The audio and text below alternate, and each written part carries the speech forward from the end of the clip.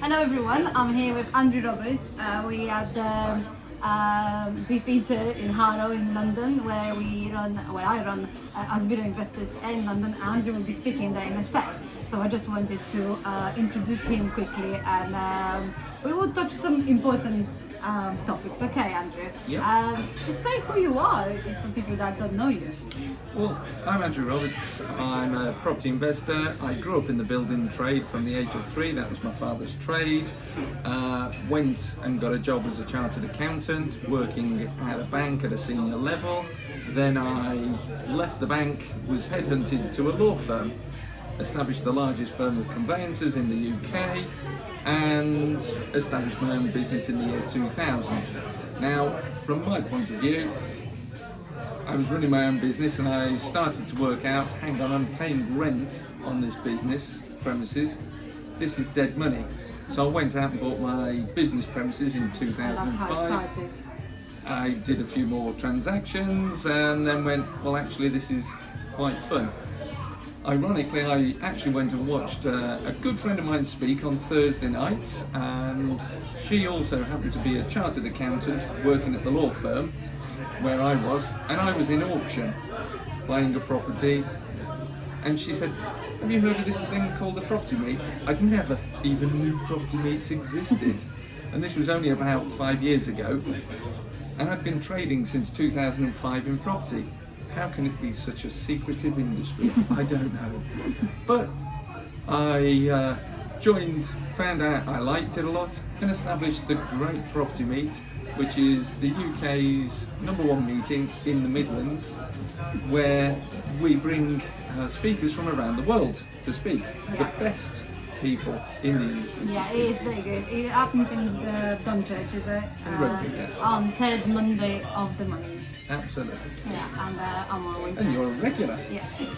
So, Andrew, for people that are starting, like you've seen here, there's lots of people that start in their journey. And for people that are starting and going from one meet to another, from one meet to another, what's that 3 tips that you can give them to get most out of the networking events? Because it can be a waste of time if you don't do it correctly. Totally. Well, I mean, I spend a lot of time helping, coaching people trying to get into property, and what I say, the first thing is, it's not about property at all. It's not about strategy. It's about people, and you have to know, like, and trust the people around you. So the first thing is build up your people skills. Forget about all the property bit. That's easy. I never went on any courses at all. I've never done any training, and I actually know more than most people who've been on courses. But I worked out it was all about people. So the most important thing you can do is work out how to build relationships with people. So that's tip number 1. Tip number 1. Tip number 2 is, again, it goes against the grain of what most property people say. Find out what you are passionate about. Because people say, oh, go and get into HMOs. Great money. High cash flow, or it's so easy, and then you think, but if oh, you like great. dealing with arguments about who stole the cheese out the fridge, rent to rent, HMOs or rent to rent is for you. Yeah. I run an awfully serious interview, but I'm making very serious points. Yeah, but they do argue about that. Again, serviced accommodation, people go, oh, I want to do that because there's good cash flow, but you become a hotelier. Yeah. Now, to me, and it's not a stable cash flow. So if That's you're looking right. for leaving the job, it is not really something you can rely on, because one month you might not have any income. Totally, and what you have to recognise is the seasonality of that strategy. Now, I know over 250 property strategies, and I share those in a video series on my YouTube channel. And what I say to people is, find out what you are passionate about. If you are passionate about something, you will get up in the morning. You will get up when somebody's throwing fireballs at you, when it's like walking through treacle on a daily basis because you've got problem after problem to deal with. You need to have a passion. I totally disagree with the word you need a why, because why is a very negative word, and I'll share why is a negative word. When you were 2 years old, you spilt your milk. Your parents went, why did you spill that milk? You threw your food on the floor. Your parents go, why did you do that? Okay. Your teacher goes, why haven't you done your homework? All through your life, people are going, why haven't you? So it puts you on the defensive. So you don't find a why, you find a passion. Okay. And that's a very important thing that I will be sharing with the room later Yeah. in my negotiation strategies. So the passion will be like a reason or what you like doing, so it's easier, don't you feel? Yeah. I have noticed that on the beginning I was doing all the things that obviously I was taught under the courses, but it was hard and it was like going against everything. But then the biggest money I've made was the easiest money I've ever made. Absolutely, and you'll also probably find you actually enjoy doing it. I mean, this week I did a transaction where I bought a commercial property. 1:15 I got the keys. 3:30 I showed a prospective tenant around who wanted to lease that, and I took the value from just over 200,000 to between 750,000 and 1.6 million, depending on what the valuer says No, that's a next good week. deal. That's not bad. But I do lots of those every week, and I have so much fun doing it. Okay. So it's about finding your passion and finding what you enjoy and And have finding fun. what you're good at, because I was always beating myself at the beginning. Oh, I'm not good in spreadsheet. I'm not good in organizing things. And then I, started network with people, and I loved that. And I thought I had to just go all in to that, and then everything else can be delegated. Yeah. So a question we had was to help people that are starting with the networking. How they can get the most out of it. What do you think about the educational companies? Like, there is a huge things about some of the leads now. There's a huge things about, should we pay so much money for the mentoring and coaching, and should we use that money to invest in our first deal? And other people are saying in business you always have the mentors. Before there were people that were more further in your journey, and they were helping you out, and that's the norm in a business. So I what do you would think say about that? from everybody has to make the decisions that are right for them. In my presentation that I'll be sharing with the Asbiro room very shortly, I've got a case study there of somebody who'd spent over £100,000 on training courses, but was struggling to get any deals over the line. Wow, He that's said- a lot of money. It's a lot of money. He'd gone on pretty much every course, every VIP mentorship program that was going. Yeah. And what I did with him was took him back, because the thing which I share with people is do not speak jargon. Because if you're talking, if Magdalena was not in property, and I started talking abbreviations and jargon, service accommodation, lease options, HMO, HMOs, all of a sudden Magdalena starts to glaze over, switch off, and her mind wonders about what she's going to do for the rest of the day. So I've lost my target audience. So the first thing you do is focus on the language that you use with people, and it's critical that you get the right language. And a tip I do share with people is you've got 2 eyes, 2 ears, 1 mouth. Use them in that perspective. Yeah. Therefore, when you're negotiating with somebody, let them do 80% of the talking. Powerful what and how questions will extract information from your target audience. Now, the beauty of that is Magdalena believes 100% of what she tells me. I've got this little radar on my head going, liar, liar, pants on fire, and I only believe 5% of what she says. Not because I don't believe Magdalena, but we as humans, we believe 100% of what we say ourselves. Yeah. Just to cover up, just to protect ourselves, which is a normal thing, to protect ourselves. Going back to the presentation and the case study, I sat down with this gentleman who is known to Nanik and Darshan well, and they sat with me while I spoke with this gentleman, and I shared with him the words he should use with the people he was negotiating So with. he was attending all the courses, He'd didn't gone get on anywhere, didn't have absolutely any every course. first He had deal. all the technical knowledge he could ever wish for, Okay. but his problem was he could not talk to human beings who were not from a property course environment. So he needed to completely lose his jargon. He then needed to focus on the person and their needs and their wants. Once he worked that out, I helped him put together a series of questions to ask that then opened up the So other the parties. questions were to find him a deal, to just find that first deal. No, he'd It actually was got 4 deals that he was working on. The sum total of those 4 deals, they were not small transactions, was £4 million worth of property in 4 transactions. One of them was 2 million, the others were slightly smaller. And what he did was took the language I gave him and used that language with the sellers to get the transactions on. and got the sellers on his side, and he agreed the transactions where the sellers actually financed the transaction. So from a property perspective, we'd call it a lease purchase option. He did not use those words once in the conversation. Okay. And So he do went you on think to present. sometimes when we go on to, because people always say to me, oh, you know, the most important things from the beginning is to be going to networking events or going to the Absolutely. college. It is good, but don't you think that sometimes when you're starting, if you go to too many courses and too many networking events, it's just you get the like a in your brain, you don't know what to do. You become jargon washed, and I skipping haven't, from I one- haven't actually asked Magdalena's permission, but I will be introducing my talk as raise your hand if you've ever been on a course or met somebody who's just been on a course, and the very first thing they do is they vomit all their jargon all over you and all this knowledge that they picked up, which is really impressive.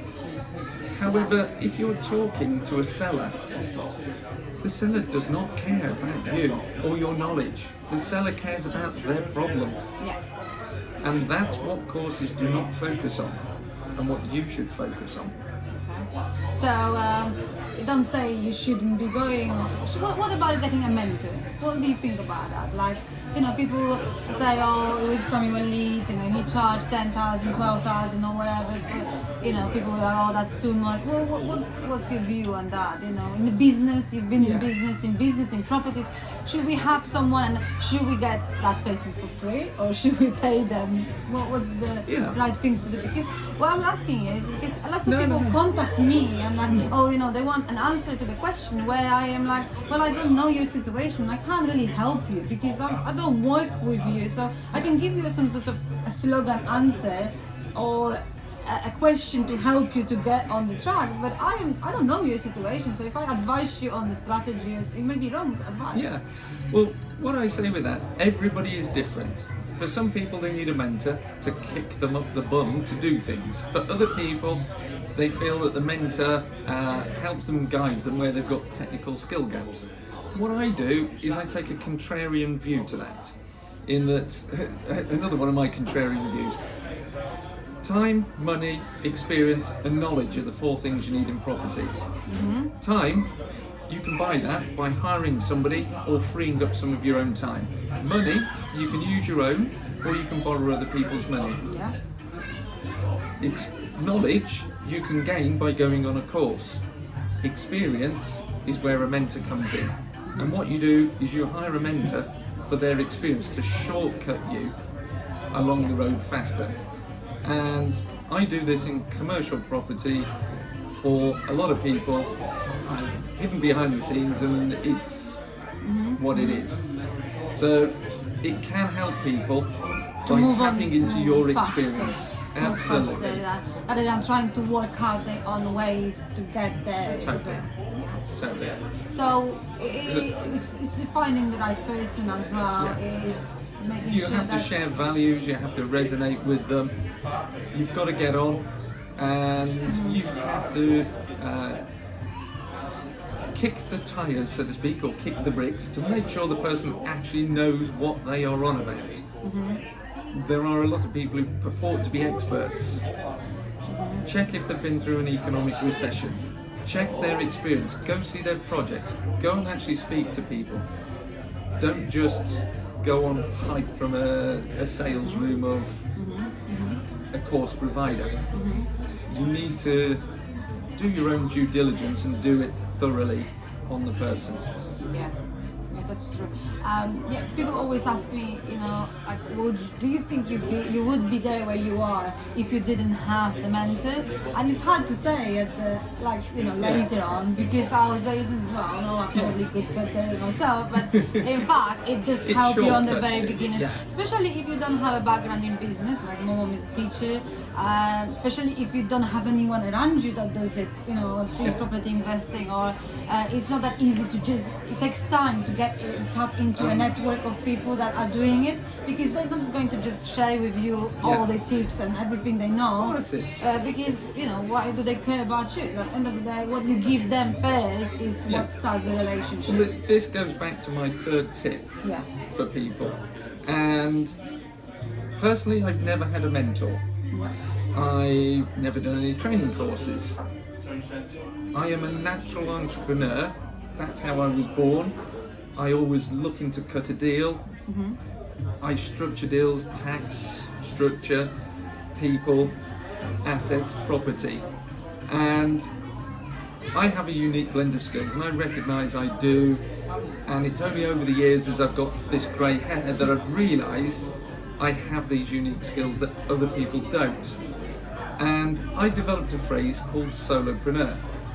And the property business see themselves as solopreneurs, which basically means you're the finance director one minute, the marketing director next, the chief executive The next, letting agent. the letting agent, you're the toilet cleaner if it all goes wrong, and you're there on the tools actually working and fixing broken things.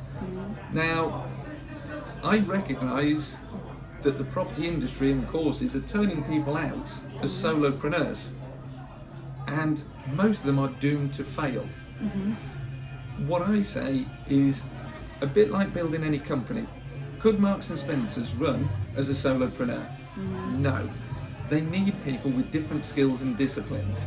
And what I'm good at doing is I take people with different skills and experiences and I fuse them together. And I will often sit over them as a chairman, strategically advising and directing a proper company with a proper company structure, rather than trying to go it alone. You do have to know, like, and trust. It's absolutely very hard. Well, Gary Vaynerchuk, I don't know if you know Gary V, he's talking a lot about being an entrepreneur in this, and that everyone, you heard people saying on the 30 seconds presentation where they like, oh, I want to leave my job, I want to replace my income. Do you think you are born to be an entrepreneur, or you can learn? It takes a special person to get up of the morning, no matter what time. I mean, for the last 10 days I've been doing 18 to 21 hour days. So it's not really the leisure life with the laptop or anything? I go back to one of my comments earlier about finding a passion. I have a passion for what I do. Not a lot of people get that, and I'm just driven by doing deals, putting structures together, negotiating things. I was out yesterday and I was in a bar and I was hustling for free desserts and for free drinks. And I succeeded. Invite Andrew for a drink. Absolutely. It will be a free drink. I can get late checkouts at hotels. I can get most things by hustling and negotiating. And most people go, don't you get bored? Yeah. And I do it to hone my skills. So in a business environment, when I'm negotiating, if I was putting a deal together with Magdalena and she was my opposite number, I want to know that I can out-hustle her in a professional way. You also have to be a chameleon, because one minute I have sat in the boardroom of some of the biggest companies in the UK, juicers, insurance companies like Aviva, and on the flip side of it, I've been down on building sites with builders, negotiating with them. So I have to flip between different levels and be a chameleon as to how I transact. So can you be born, or can you learn those skills? I think you have to have an element of it within you to start with. The rest of it, you have to surround yourself with people. Yeah.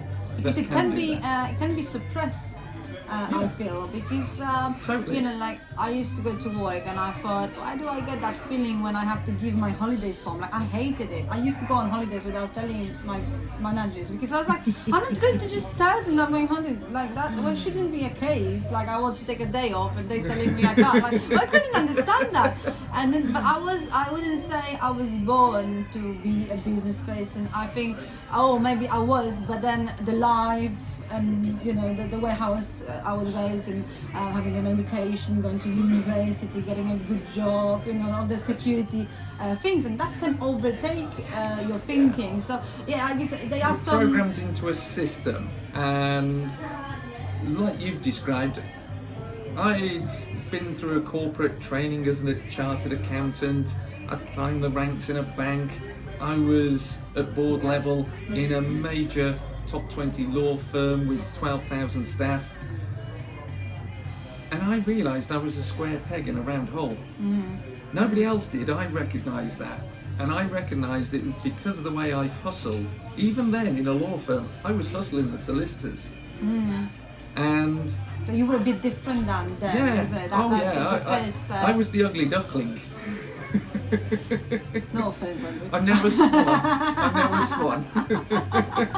I remember in the early times of my property journey, and I think I've done 2 deals then with rent to rent. They were bringing 1,200 a month. Congratulations. And I got sacked from work because they were like, you're doing lots of phone calls, because I was sourcing deals, so I was like on the phone with the clients, with the agents, and I did cross the line of my standards of work as a manager. You can come and work for me. I shouldn't have done that, but I think that was the best thing that happened. But it was going through that fear of not having a stable income, which is the biggest one, because we can all say, okay, it's great to have a freedom, you know, we can do tomorrow what we want. In fact, in reality, we still have things that we have to do. But it is that not having a stable income. The money doesn't always come at the first of the month or the 31st of the month. Being an entrepreneur, it's going to be a roller coaster. Every emotion you have got will be tested. There have been times I have been an entrepreneur for many, many years, and in 2007-8, when the wheels fell off the banking system and my clients were going bankrupt every day, I'm sitting there and I'm going, am I going to get paid at the end of the month? And I remember a phone call I had, and it was quite funny because it was with the Halifax, quite a small organisation, and my organisation had done a job for them and they wanted the goods. And they phoned up and said, where's our goods? And I said, where's my money? And they went, well, we're a bank, haven't we got credit with you? And I turned around to them and I said, well, not straight-faced, in this crisis. have you not seen what is happening around you? Do you know if you've got a job at the end of this month? And the lady on the end of the phone said, oh my goodness, I've never thought of it like that. And she sent me the money instantly for the payment. Because she was clueless as to whether she had a job. But the important thing is, if you're working for somebody else, you're not in charge of your own destiny. Yeah. Even if you're working for yourself, you still are not in charge of your own destiny to a large extent. You are reliant upon the wider world. Today there is coronavirus and people are panicking. Oh, what happens if I get it and I'm laid off work and I can't pay my rent? As landlords, we then sit there and go, what happens if our tenants get coronavirus And they can't pay the rent. cash flow isn't coming in? So there's concerns, But and you have to just take the big picture approach to it and say, look, I can't affect or influence that. Let's focus on my business and let's make the systems and controls And better. what I can influence, let that be the best as it can Yeah. be. But I think that's the you know, we don't always talk about these up downs, the deals that are not working, the frustrations that we face, you know, the money we spend on the deals that haven't worked out and stuff like that. It's always about the wins, but the wins, they are important, but they're taking time as well to get over to that. So I think if you have that feeling that you don't fit in, or you like the freedom, you really want to. I remember thinking I would rather be on the minimum salary and working for myself than going to back to my job. And I think that is why I have struggled to do that. It was hard because I've always worked and I've always been raised, to work and have a stable job, and your mom, you That's have what children program and does. and all that. And I remember thinking, what, it doesn't really matter. The money is not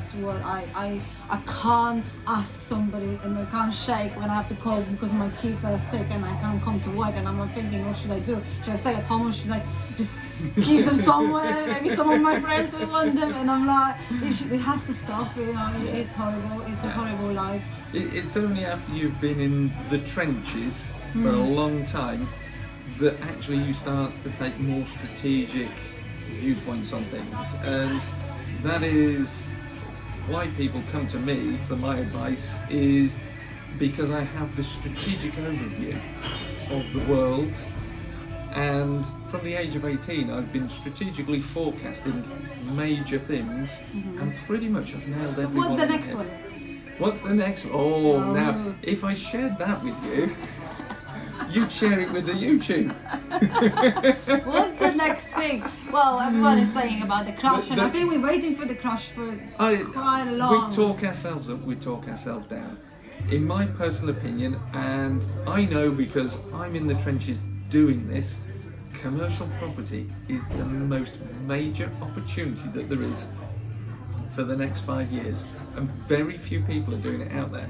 Do you think? Don't you think? I think sometimes it's because I know, because only I am on buying- Facebook I only got property people, and I'm like, everyone is doing properties now. But it's probably just because we're surrounded by people. So do you think commercials are not done as by many people as Oh, absolutely. And well, what I'm not talking about is buying a commercial property and converting it to residential. It's Okay. buying it as commercial and keeping it as commercial. And if, as an entrepreneur, you understand business, then you will know who your clients are that can go in there. What about there are news saying the major shops and retails, the high streets are disappearing. Gary Vaynerchuk is talking about the e-commerce and how the world is changing with the internet and changing. work. It will continue buying to change. online. What about who is going to be our tenants if they all going bankrupt? What you have to do is look at the world through a different lens. And my lens on that is, in the 80s, the high street was dying because we built out-of-town shopping centres. The out-of-town shopping centres are now dying faster than the high street, because what the out-of-town shopping centres are box shifters. And you can do all of that on Amazon. Yeah. So what you need to do is approach the high street and commercial premises differently. And if you approach it differently, what can't you do on Amazon? Well, I could cut Magdalena's head off, pop it in a box, ship it to Amazon. They could cut her hair and send it back. So we can't do haircuts on Amazon. We can't do our nails on Amazon. Yeah. We can't get a tattoo on Amazon. Yeah. We can't go to a cafe or a bar like we're enjoying now. Yeah. We can't do experiential things online. We're a sociable Animals. society. Yeah, animals. And therefore, you need to start to think differently, and also look for where the trends are in business, and bring in businesses that are at the cusp of a trend and ride that wave. So you're effectively surfing the wave. You also look at the office to resi conversion brigade. I love them. There's a thing in business called supply and demand economics. When things are in short supply, prices go up. So because people are buying commercial offices and converting them to residential, there is less commercial space. Therefore, what there is goes up in value. So accountants, solicitors They all need offices. are all needing offices, but they're getting evicted by people who've bought their office to convert to residential. So if you repurpose buildings that have fallen out of favour for different customer types, you then have a new customer. You just have to think differently.